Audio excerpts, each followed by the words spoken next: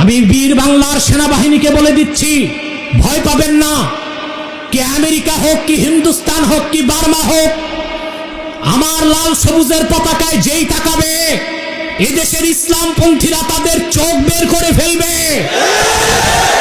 ভাটি বাংলার 1 ইঞ্চি জায়গায় যদি কেউ আগ্রাসন চালাতে আসে, বাংলাদেশের প্রত্যেকটি মাদ্রাসা ক্যান্টনমেন্টে পরিণত হয়ে যাবে। সকল মুসলমান সশস্ত্রভাবে সেনাবাহিনীর সাথে কাঁধে কাঁধ মিলিয়ে জিহাদের ডাক দিবে।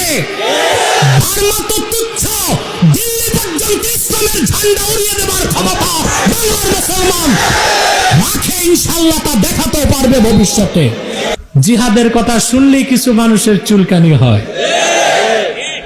আরে ভাই, জিহাদ করতে শুধু দাড়ি আর টুপি লাগে? বাংলাদেশ সেনাবাহিনী জিহাদ করতে পারে না? আরে কিতাব তো পড়ে না কিছু মৌলবী, বলে জিহাদ করতে আসমান